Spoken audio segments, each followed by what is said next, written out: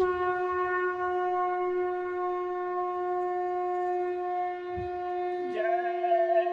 गुरुदेव। जय गुरुदेव।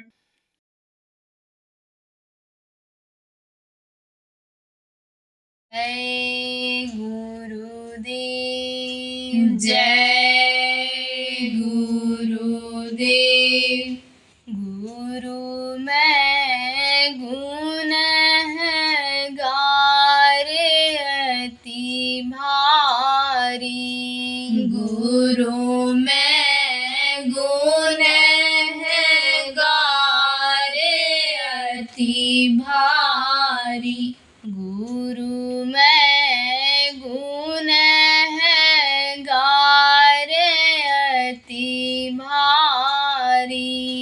गुरु मैं गुण है गारे अति भारी। काम क्रोध और छल चतुराई। काम क्रोध और छल चतुराई। इन संग है मेरी यारी। इन संग है मेरी यारी। गुरु मैं गुण है गारे अति भारी। गुरु मैं गुण है गारे अति भारी। लोभ मोह अहंकार ईर्ष्या। लोभ मोह अहंकार ईर्ष्या। मान बड़ाई धारी। मान बड़ाई धारी। गुरु मैं गुण है गारे अति भारी। गुरु मैं गुण है गारे अति भारी। कपटी लंपक झूठा हिंसक। कपटी लंपक झूठा हिंसक। अस अस पाप करारी। अस अस पाप करारी। गुरु मैं गुण है गारे अति भारी। गुरु मैं गुण है गारे अति भारी। दुख निरादर सहा न जाई। दुख निरादर सहा न जाई। सुख आदर अभिलाष भरारी। सुख आदर अभिलाष भरारी। गुरु मैं गुण है गारे अति भारी। गुरु मैं गुण है गारे अति भारी। बीजन स्वाद अधिक रस चाहे। बीजन स्वाद अधिक रस चाहे। मन रस नाहि चाट पड़ा।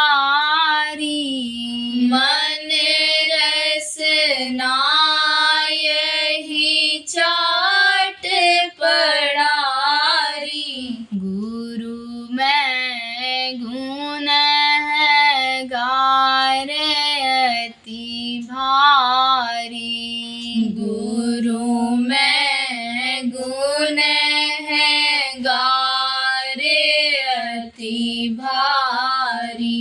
धन और कामिन चित बसाए। धन और कामिन चित बसाए। पुत्र कली तर आस भरारी। पुत्र कली तर आस भरारी। गुरु में गुण है गारे अति भारी। गुरु में गुण है गारे अति भारी। जय गुरुदेव, जय गुरुदेव।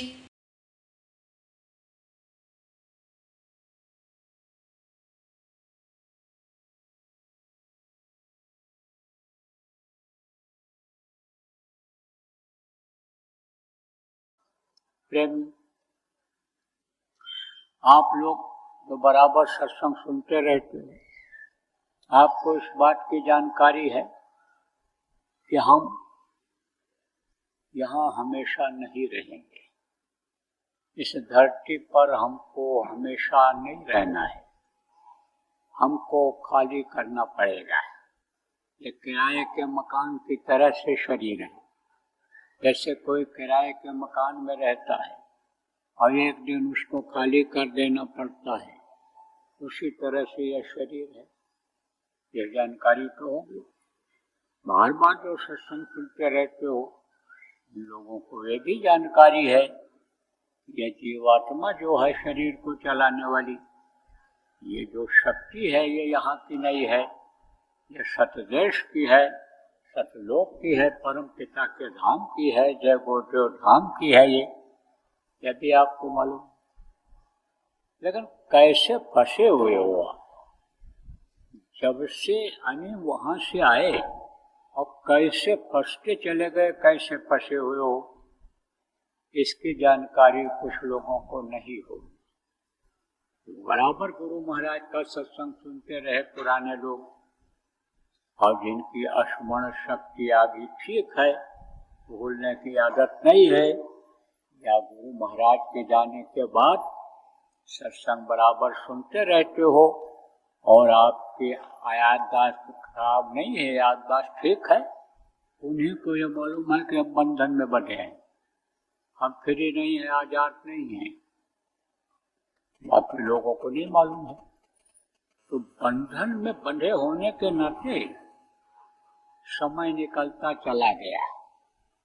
कितने सतयुग, त्रेता, द्वापर, कलयुग युग बीत गए और अभी तक ये जीवात्मा परमात्मा के पास नहीं पहुंच पाई, ये वहां नहीं पहुंच पाई, ये दुख ही झेलती रही। जैसे आप इस समय बहुत से लोग दुख झेल रहे हो, बीमारियां झेल रहे हो, लड़ाई झगड़ा घर में हो रहा है, उसको बर्दाश्त कर रहे हो, उसकी सजा पा रहे हो, क्रोध आ रहा है, मार काट दे रहे हो, जेल जाना पड़ रहा है, अपमान निंदा हो रही है समाज में, तो यह परेशानी इसी तरह से बराबर झेलते रहे। आपको ये नहीं पता है पिछले जन्म में कहाँ थे, आपको ये नहीं पता है कि ये हमारे पिता हैं, जो पिता हैं, क्योंकि यही पिता कभी बेटा बन करके आए, यही भाई कभी बाप बन करके आया, यही पत्नी कभी बहन बन करके रही, क्या आपको नहीं पता है? बहुत समय बीत गया, कितने सतयुग, त्रेता, द्वापर, कलयुग युग बीत गए और ये जीवात्मा अपने वतन, अपने घर नहीं पहुंच पाई। ये बराबर फंसी हुई, क्योंकि जिन्होंने ये शरीर बनाया फंसाया, वो बड़े खिलाड़ी हैं, वस्ताद जिनको कहते हो, पहलवान जिनको कहते हो, वो इस अखाड़े के, इस मृत्युलोक के अखाड़े के वस्ताद हैं। उन्होंने ऐसा सिस्टम बना दिया, ऐसा रिश्ता बना दिया, और ये शरीर को इस तरह से बनाया कि इसमें इंद्रियां बना दिया, और उसी इंद्रिय के भोग में फंसे रह जाओ। अब कौन सी इंद्रिय होती है? ये देखो, ये आँख है, ये भी एक इंद्रिय में ही आती है। दोनों आँखें, दोनों कान और ये दोनों नाक, और आपके देखो दो सुराख नीचे हैं, यह सब इंद्रियों में आते हैं। मोह ये जीव सब इंद्रिय में ही आता है। तो अब इसी भोग में पड़े हुए हो। ऐसा सिस्टम बना दिया है इस शरीर को चलाने का कि रोज कमाओ, रोज खाओ, रोज बनाओ, रोज खाओ, और जो खाओ चले जाओ, सुबह निकाल करके चले आओ, लेट्रिन जाओ, पेशाब करो। ये सब सिस्टम बना दिया। अब आँख बना दिया देखने के लिए, कान बना दिया सुनने के लिए, नाक बना दिया सूंघने के लिए, और मलमूत्र त्याग करने के वो सुराख नीचे बना दिए। तो ये इंद्रियां हैं, ये 9 हैं बाहर की शरीर में जो दिखाई पड़ती है। और एक इंद्रिय, 10वीं इंद्रिय ऐसी है जो अंदर में है, जिसको 10वां द्वार कहा गया, वो अंदर में है। तो ये जो 10 इंद्रियों का भोग बना दिया, ये पड़ी गधे की फांस, 10 इंद्रियों का भोग, ये पड़ी गले की फांस। अब आप देखोगे नहीं तो टट्टी पेशाब कैसे जा पाओ, आप देखोगे नहीं तो खा कैसे पाओ, और कमाओगे नहीं तो खाओगे कैसे, और हाथ पैर नहीं हिलाओगे तो कैसे आप मुंह में डाल पाओगे। अन्य आपके सामने थाली रख दिया जाए तो हाथ से लेकर के मुंह में जाओगे तभी तो अंदर जाएगा। तो ये सब क्या है? ये सब एक फसाव है, और इसी फसाव को कम करने के लिए भी व्यवस्था बनाया। जैसे कोई नहीं देख पा रहा है, कोई समझो कोई बुजुर्ग है, बुढ़ा है, टोकरा है, घर में नहीं देख पा रहा है, तो अब उसका जो बच्चा होगा, नाती पोता होगा, उसका हाथ पकड़ करके, उसका डंडा पकड़ करके लेट्रिन पेशाब के लिए ले जाएगा, घुमाने के लिए कहीं पैदल चलने थोड़ी देर ये घुटने जाम न हो जाए इसके लिए ले जाएगा। नहीं सुन पाता है तो कोई दोहराने वाला होता है। तो ये एक दूसरे से जुड़े हुए और एक दूसरे से कर्मों के कर्ज को अदा करते हैं, और कर्मों का विधान बना दिया तो कर्मों से किसी को छुटकारा नहीं मिलता है।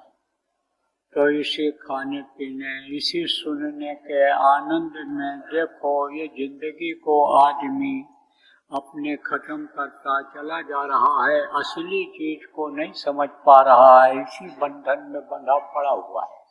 तो कहा 10 इंद्रियों का भोग तेरे, पड़ी गले की फांस। ये जो समझो फांस है, ये गले की जो फांस है, ये जो बंधन है कि अगर शरीर को चलाना है, स्वस्थ रखना है तो खाना ही पड़ेगा, पानी पीना ही पड़ेगा, और खाते चले जाओ, पानी पीते चले जाओ, पेशाब के लिए न जाओ, लेट्रिन के लिए न जाओ तो पेट फट जाएगा, मर जाओगे, तो उसके लिए जाना ही जाना है। तो ये जो बाहर का काम है ये तो दिखाई पड़ता है, 10 इंद्रियों का भोग है, ये दिखाई पड़ता, और अंदर भी बंधन है। हंस हंस माया जाल बिछाया, अनिक्शन की का कोई राह न पाया। जब रास्ता मिल जाता है, जैसे आप बहुत से लोगों को मिल गया, इक्का दुक्का कोई खाली हो गए, बाकी सबको मिल गया रास्ता, और आप भजन करोगे, जब ध्यान लगाओगे, आपकी जीवात्मा ऊपरी लोकों में जाएगी तो जल्दी निकल करके एकदम सतलोक नहीं पहुंच पाएगी, क्योंकि बीच बीच में बड़े से बड़े लोक हैं। जैसे कहें रामलीला हो रही हो, रासलीला हो रही हो, बढ़िया गाना कोई गा रहा हो, कोई आदमी नाचने वाला नाच रहा हो, अब जब जाते हो उधर स्टेशन रेल पकड़ने के लिए तो उसको देखने लग जाते हो, उसी को देखने लग जाते हो, और रेल का भी ध्यान नहीं रहता है। रेलगाड़ी निकल जाती है, आती है, निकल जाती है, और उसी को देखते रह जाते हो। ऐसे आप ये समझो कि जगह जगह पर रामलीला, रासलीला और अच्छी अच्छी चीजें, और ये सब उसी में जीव जाता है, फंस जाता है, जैसे यहाँ फंस गए। अब मान लो रेलगाड़ी पकड़नी है और कोई बांट रहा है बढ़िया, हलवा बांट रहा है, बूंदी बांट रहा है, मिठाई बांट रहा है, और लाइन लगी है, तो मन कह दिया खाने के लिए। आप जब वहाँ पर लाइन लगाओगे खाने के लिए कि हमको खा करके ही जाएंगे, तब तक रेलगाड़ी निकल जाएगी। ऐसे ये जिंदगी की रेलगाड़ी निकल जाती है, वादे वादे में या इन्हीं भोगों में निकल जाती है कि खा लेंगे तब भजन करेंगे, आराम कर लेंगे तब करेंगे, घूम आएंगे तब करेंगे, तो वो समय ऐसे निकल जा रहा है। तो आपको मैं बता रहा था कि अंदर में माया का ज्यादा पसारा है, यहाँ भी माया का ही पसारा है। माया किसको कहते हैं? रुपया पैसा और औरतों को माया कहते हैं। देखो दुनिया इसी के पीछे परेशान है, देखो इसी के पीछे आदमी पाप शरीर से कर डालता है, या जो मानव मंदिर है इसको गंदा कर लेता है, इसी के लिए देखो घर छोड़ करके भाग जाता है, विदेश चला जाता है, बाहर चला जाता है। इन्हीं दोनों के लिए लड़ाइयाँ हो जाती हैं। आप देखो रियासतें खत्म हो गई, बड़े बड़े राजा महाराजा मार काट दिए गए, किसके लिए? धन के लिए। और ये जो माया है, चेतन माया जिनको कहते हैं, इन औरतों के लिए, और जड़ माया ये जो हीरा मोती रुपया पैसा, इन्हीं के लिए देखो बड़ी बड़ी लड़ाइयाँ हो गई, बड़े बड़े लोगों का विनाश हो गया, अकाल मृत्यु में मर गए, कितनी फौज को कटवा दिया। अब वो भूत बन करके घूम रहे हैं। यही कुरुक्षेत्र आप चले जाओ, नींद नहीं आती है, वो सामने खड़े हो जाते हैं, लड़ाई लड़ने लगते हैं, कोई लंबे तौड़े तगड़े खड़े हो जाते हैं। बहुत से लोग बताते हैं चले जाओ, कोई देखो सुखी है, जहाँ जहाँ लड़ाइयाँ हुई हैं वहाँ पर आप देखो कि मररा रहे हैं वो, एक एक पर 4 साल लगे हुए हैं। किसके लिए? इसी 2 चीजों के लिए। तो ये माया का पसारा यहाँ भी। अब इस माया के पसारा से निकल जाओगे, गुरु की दया हो जाएगी, तो अंदर में फिर माया हंस्य से माया जाल बिछाया और निकसन का कोई राह न पाया।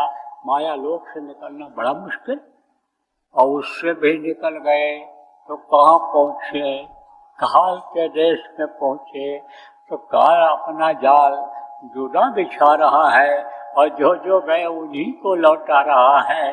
वहाँ पहुँचने के बाद, वह सुख प्राप्त करने के बाद, भोगने के बाद, फिर वापस पुण्य छेड़े मृत्युलोक में आना पड़ रहा है। और आगे बढ़ गए, जो लोग साधना करते हो या सत्संग सुनते हो समझ पाओगे इस बात को।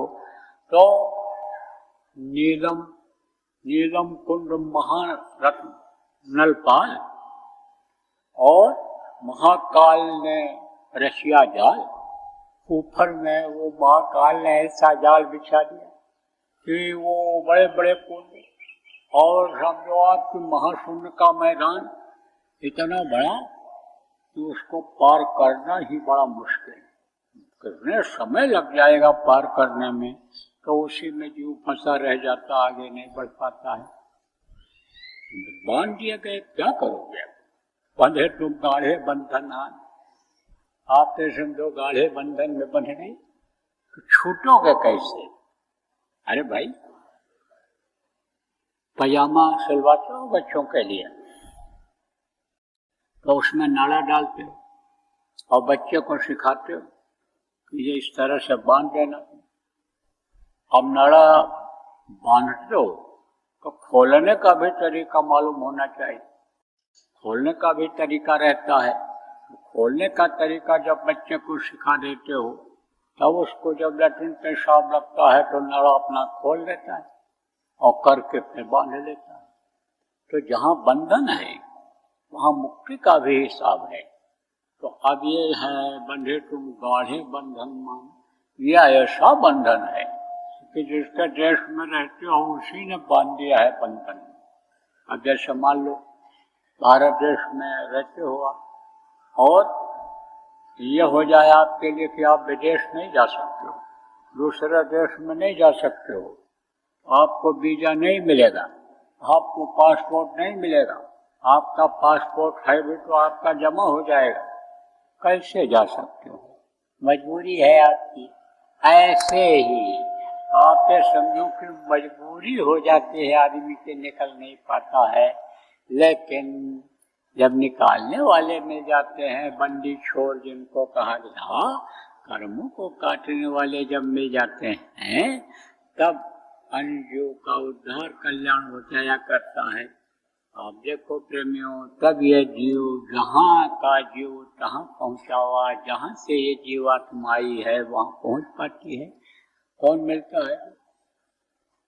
बंधन से मुक्त कराने वाले मिलते हैं, जानकार मिलते हैं। और आप उन पर विश्वास नहीं करते हो। गुरु महाराज जैसे गुरु आपको मिले, लेकिन उन पर विश्वास आप नहीं करते हो, उनको पहचान आप नहीं पाए जब थे। उनके पास तो आप बहुत से लोग गए, कैसी इच्छा लेकर के गए कि धन में बढ़ोतरी हो जाए, धन मिल जाए, नौकरी मिल जाए, दुकान चल जाए, लड़का पास हो जाए, लड़के की शादी ब्याह हो जाए। तो जैसे जिसके भाव थे वैसे उसको फायदा हुआ, उसको लाभ हुआ। लेकिन मुक्ति मोक्ष मांगने के लिए कम ही लोग गए, और मुक्ति मोक्ष जिन्होंने मांगा वो तो पहुंच गए निज घर, वो तो सतलोक सतदेश पहुंच गए। अब वो इस दुख के संसार में आने वाले नहीं है। गुरु एक शक्ति होती है, गुरु एक पावर होती है, जो गुरु महाराज के अंदर पूरी समाई हुई थी, भरी हुई थी, उन पर आपको विश्वास करना चाहिए, वो आपको मुक्त करें। आप देखो इतने लोग बैठे हुए, नामदानी बहुत से लोग हो, लेकिन अगर पूछा जाए कि सच्चे दिल से आप बताओ, अपने सीने पर हाथ रख करके हाथ उठा के बताओ कि हम रोज ध्यान भजन करते हैं, तो कम ही लोग उठाओ। और ये कहा जाए कि भाई आप पूजा पाठ करते हो, तो ज्यादा लोग हाथ उठा दोगे। पूछा जाए किसकी पूजा करते हो, कोई कहेगा देवी की पूजा करते हैं, कोई कहेगा हनुमान जी की करते हैं, कोई राम भगवान, कोई कृष्ण भगवान, कोई कहेगा हम गंगा जमुना से मुक्ति मोक्ष मांगने जाते हैं। तो जो खुद बंधन में है वो आपको बंधन से कैसे करें? वो खुद बंधन, वो पूरी छेड़े मृत्यु लोग के, और उन देवताओं को तो आपने देखा भी नहीं जो देते हैं। वो तो उनकी फोटो कोई बन के बैठ गया, उस फोटो को आप मानने लगते हो। मान्यता जिसको लोग दे देते हैं उसको आप मानने लग जाते हो, देवी देवता भगवान। देखो, हम आपको स्पष्ट बात बताना चाहते हैं। भले आपको ये कहो कि निंदा कर रहे हैं, लेकिन ये निंदा नहीं है। देखो, जो भी देवी देवताओं की मूर्तियां बनी हुई, उनको किसने बनाया? आदमी ने ही बनाया। और ऐसे भगवान को बना दिया जिसको देखा भी नहीं, अंदाजिया बना दिया, एक ही तरह का बनाया, लेकिन मूर्ति में कुछ न कुछ फर्क हो गया। अभी कुछ दिन पहले प्राण प्रतिष्ठा हुई थी, तो 3 लोगों को मूर्ति बनाने के लिए आदेश हुआ था, और तीनों मूर्तियों में कुछ न कुछ फर्क था। तभी जो सबसे अच्छी मूर्ति बनाने वाले थे उनकी मूर्ति लगाई गई थी। तो मूर्ति को कौन बनाता है? आदमी बनाता है। मंदिर को कौन बनाता है? आदमी बनाता है। और स्थापित कौन करता है? आदमी स्थापित करता है। मान्यता कौन देता है? आदमी मान्यता देता है। तो जिसको लोगों ने मान्यता दे दिया उसी को आपने मान लिया। देवी और देवता दिखाई पड़ते हैं, अंदर में दिखाई पड़ते हैं, और ये अवतारिक शक्तियां जो समय समय पर आई हैं, चाहे राम हो, चाहे कृष्ण हो, चाहे महावीर हो, चाहे परशुराम हो, चाहे 12 अवतार रहा हो, चाहे ये बुद्ध रहे हो, चाहे ये मोहम्मद साहब रहे हो, चाहे ये हो, जितनी ये अवतारिक शक्तियां आई, फकीर आए वक्त के जो महापुरुष कहलाए हैं, वो लोग जो रहे हैं, ये लोग भी मिल जाते हैं। ऊपर में तो जो इच्छा कीन्ही मन माही, और हर प्रताप का दुर्लभ नहीं, जो गोस्वामी जी महाराज ने कहा, ऊपरी लोगों में सब दिखाई पड़ जाते हैं कि हम इनको देख लें तो देख लो, उनको भी देख लो, उसी रूप में देख लो। लेकिन जब वहां पहुंच पाओगे तब तो सवाल तो यह है, आप तो यहीं फंसे हुए हो। किसमें फंसे हुए हो? माया की छाया में फंसे हुए हो। माया भी नहीं है, माया की छाया है। माया कहाँ बैठी है? माया बैठी है बंबई में। माया को तो आप देख नहीं सकते, और माया की छाया किस पर देखते हो? हीरोइन की छाया कहाँ देखते हो? टीवी में देखते हो, मोबाइल में देखते हो, और उसी में फिदा हो जाते हो। तो आप ये समझो कि छाया भी नहीं है माया की, और माया की छाया में आप फंसे हुए हो। तो जब ऐसे फंसे रहोगे और जो बंधन में है वो आपको मुक्त कैसे कर पाएंगे? बताओ।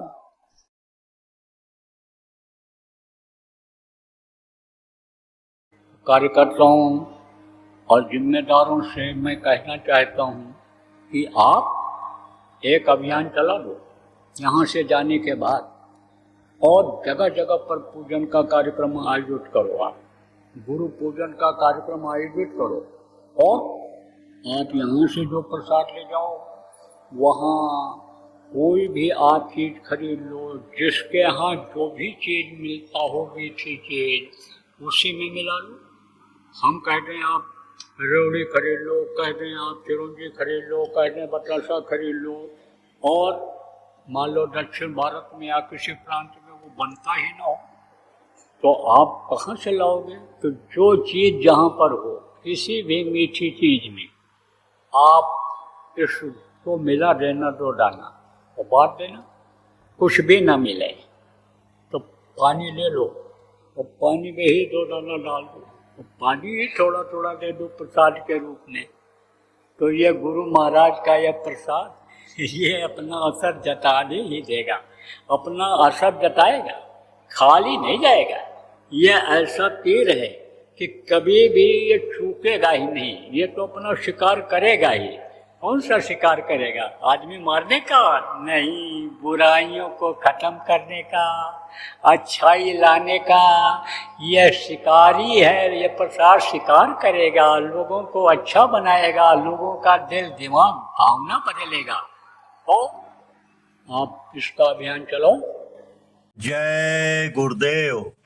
सरकारी व गैर सरकारी अनुदान के लिए बिना सत्संगियों के सहयोग द्वारा जनहित के कार्यों में लगी हुई बाबा जय गुरुदेव धर्म विकास संस्था का मुख्यालय पिंगलेश्वर रेलवे स्टेशन के सामने मक्सी रोड, उज्जैन, मध्य प्रदेश में है। यहाँ पर सत्संग व नामदान का कार्यक्रम होता रहता है। अतः आप श्रोताओं से अनुरोध है कि बाबा उमाकांत जी महाराज के आश्रम उज्जैन एक बार परिवार सहित जरूर पधारिएगा। आपके सुझाव के लिए व्हाट्सएप नंबर 9575600700। जय गुरुदेव।